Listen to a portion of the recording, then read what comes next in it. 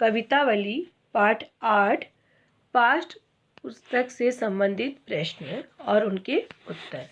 पहला प्रश्न है, कवितावली में उद्धृत छंदों के आधार पर स्पष्ट करें कि तुलसीदास अपने युग की आर्थिक विषमता को अच्छी तरह समझते थे। इसका उत्तर इस प्रकार लिखेंगे। तो कवितावली में उद्धृत छंदों के अध्ययन से ये पता चलता है कि तुलसीदास अपने युग की आर्थिक विषमता को बहुत अच्छी तरह से समझते थे। उन्होंने समकालीन समाज का यथार्थ चित्रण भी प्रस्तुत किया है और वे समाज के विभिन्न वर्गों का वर्णन भी करते हैं, जो कई तरह से उन्होंने अपने कार्य का निर्वहन किया है, अपने कार्य को निभाया है।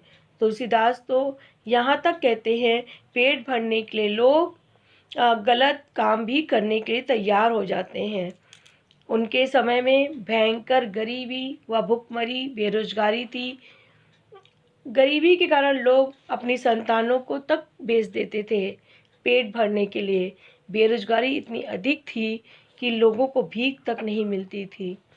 दरिद्रता रूपी रावण हर तरफ हाहाकार मचा के रखे हुए था। प्रश्न नंबर 2, पेट की आग का शमन ईश्वर भक्ति का मेघ ही कर सकता है। तुलसी का ये काव्य सत्य क्या इस समय का भी युग सत्य है? तर्क संगत उत्तर दीजिए। इसका उत्तर इस प्रकार लिखेंगे कि पेट की आग को बुझाना ईश्वर भक्ति का मेघ ही कर सकता है, वही उसको बुझा सकता है, उसका शमन वही कर सकता है। तुलसी का ये काव्य सत्य बहुत हद तक सही है, इस युग में भी सत्य सिद्ध हो सकता है। यदि आज व्यक्ति निष्ठा भाव मेहनत से काम करे तो उसकी सभी समस्याओं का समाधान हो जाता है। निष्ठा और पुरुषार्थ दोनों मिलकर ही मनुष्य के पेट की आग का शमन कर सकते हैं। दोनों में एक भी पक्ष असंतुलित हो गया तो वांछित फल की प्राप्ति नहीं होती है। अतः पुरुषार्थ की महत्ता हर युग में रही है और आगे भी रहेगी। प्रश्न नंबर 3, तुलसी ने ये कहने की जरूरत क्यों समझी? धूत कहो अवधूत कहो, रजपुतु कहो, जुल्हा कहो कोई, काहू की बेटी सो बेटा ना ब्याहव, काहू की जाति बिगाड़ न सो। इस सवैये में काहू की के बेटा सो बेटी न ब्याहव कहते तो सामाजिक अर्थ में क्या परिवर्तन आता? इसका उत्तर इस प्रकार लिखेंगे।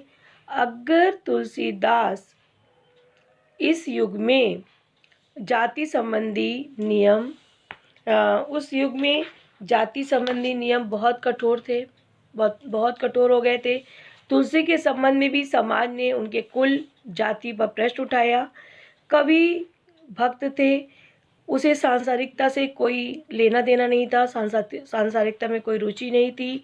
वो कहता है कि अपने बेटे का विवाह किसी की बेटी से नहीं करना चाहते हैं, नहीं करेंगे। इससे किसी की जाति खराब नहीं होगी, क्योंकि लड़की वाला अपनी जाति का घर, अपनी जाति का वर ढूंढता है। पुरुष प्रधान समाज में लड़की की जाति विवाह के बाद बदल जाती है। तुलसी इस सवैये में अगर अपनी बेटी की शादी की बात करते तो संदर्भ में बहुत कुछ अंतर आ जाता। इससे तुलसी के परिवार की जाति खराब हो जाती। दूसरे समाज में लड़की का विवाह ना करना गलत समझा जाता है। दूसरे समाज में अगर हम बेटी का विवाह करते हैं तो हमारे समाज में उसको ठीक नज़रों से नहीं देखा जाता है। तीसरे, तुलसी बिना जांच के अपनी लड़की की शादी करते तो समाज में जाति प्रथा पर कठोर आघात होता। इससे सामाजिक संघर्ष भी बढ़ सकता था। प्रश्न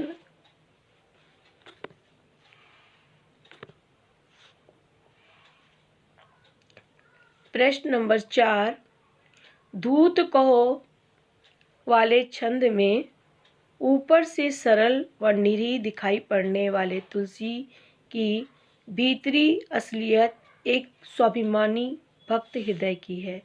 इससे आप कहाँ तक सहमत हैं? इसका उत्तर इस प्रकार लिखेंगे। प्रस्तुत छंद में अपने स्वाभिमान को तुलसीदास ने व्यक्त किया है। वे सच्चे राम भक्त हैं तथा उन्हीं के प्रति समर्पित भी हैं। उन्होंने किसी भी कीमत पर अपना स्वाभिमान कम नहीं होने दिया और एक निष्ठ भाव से राम की आराधना की। समाज के कटाक्षों का उन पर कोई प्रभाव नहीं पड़ा। उन्हें सारे कटाक्षों को सहा। उनका ये कहना कि उन्हें किसी के साथ कोई वैवाहिक संबंध स्थापित नहीं करना है, समाज के मुंह पर तमाचा है। वे किसी के आश्रय में भी नहीं रहते हैं। वे भिक्षावृत्ति से अपना जीवन यापन करते हैं तथा मस्जिद में जाकर सो जाते हैं। वे किसी की परवाह नहीं करते, किसी से लेने देने की भी बात नहीं करते, किसी से कोई व्यवहार लेन देन का व्यवहार भी नहीं रखते। वे बाहर से सीधे हैं परंतु हृदय से स्वाभिमानी भाव को छिपाए हुए हैं।